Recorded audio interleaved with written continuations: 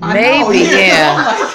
But then don't be cheesing. You know how you like blushing like. So, colorism in 2017, you would think that it wouldn't necessarily exist.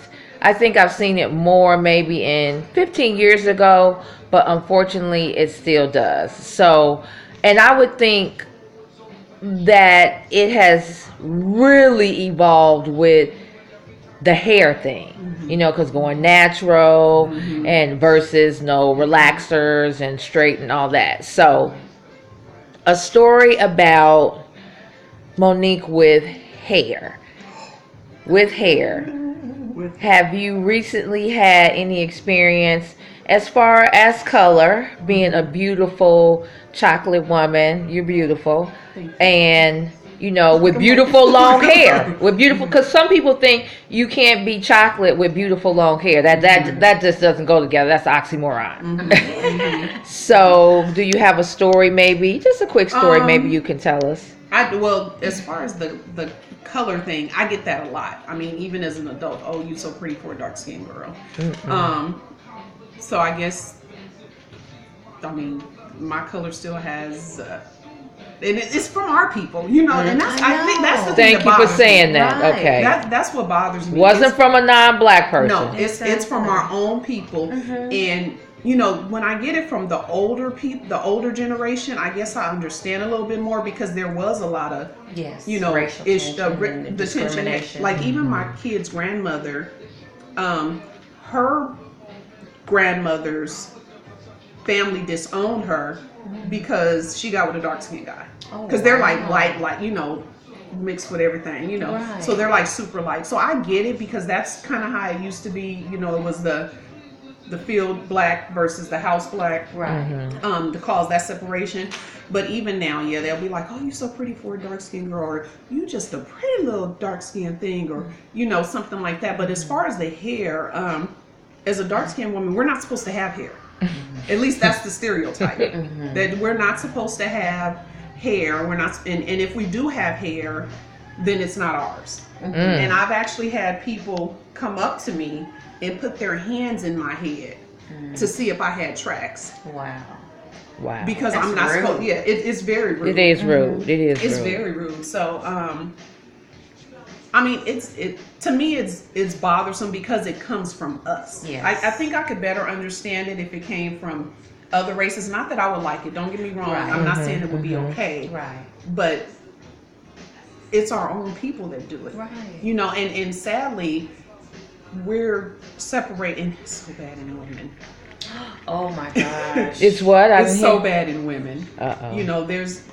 You see such separation when it comes to women. I feel like as a dark-skinned woman, because I do love who I am, and it took me to high school to love who I am. So, I mean, I earned this, Right. so I'm confident in who I am. I love who I am.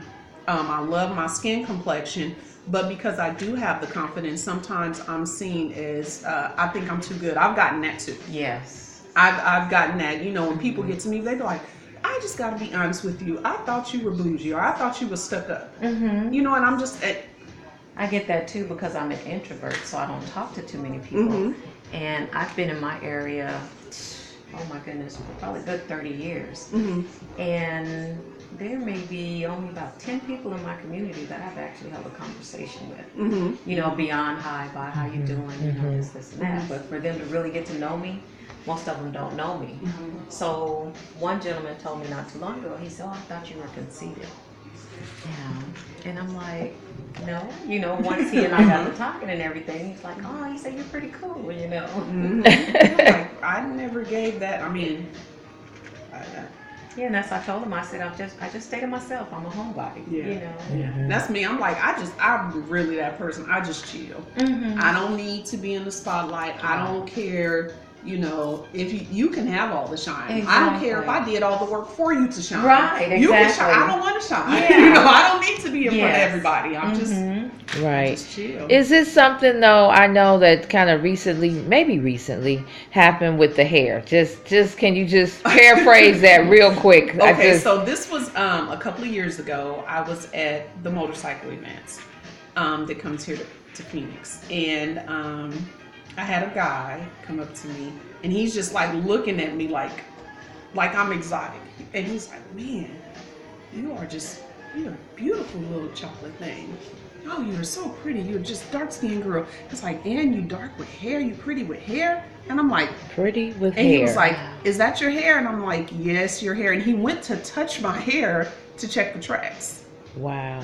And so, I was offended by him, but I opened my scalp to show him, like, no, this is all me. But it goes back to that stereotype that dark-skinned women aren't supposed to have hair. Now, like you said, Audrey, it may be getting a little better because of the natural hair movement. And you do find that black men are starting to embrace black women more, and they're actually moving towards the natural.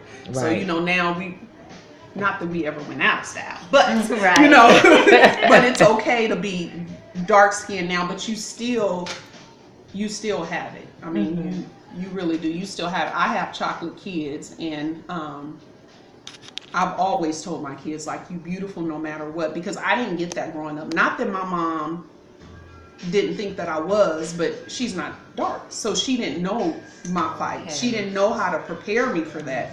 And so since I went through it, I make sure, and I make sure my kids know that you're beautiful, and so they've always loved their complexion, because I never wanted them to be like me. Like I said, it took me to high school to actually love me, and my complexion. I didn't start having an issue with my complexion, or somewhat of a little bit of an insecurity about it, until I moved from Los Angeles to Arizona, back to Arizona. But see, I'm from Long Beach, and I got it. Even with my brothers. Even in Long Beach? Yes, Really? but even with my family. Really? Yeah, I was about to say a bad word, but I was Black A Monique. Really? Yeah. Now, see, most of my family on my mother's side, who is mostly in California, most of us are dark. Oh, okay. And my mom, her nickname when she was growing up was Black Beauty. Really? Yeah. So I never felt insecure about my complexion. I didn't get teased about it until I came to Arizona. I got it. And I still, I have my older brother would tell me, he'll be like, "You lucky you cute. 'Cause if you wasn't cute, I sure wouldn't claim you, because you're just black." My goodness. And I know now it's a playful thing, but when I was at the younger, same it hurt. time, Right. You could take that to heart. Right.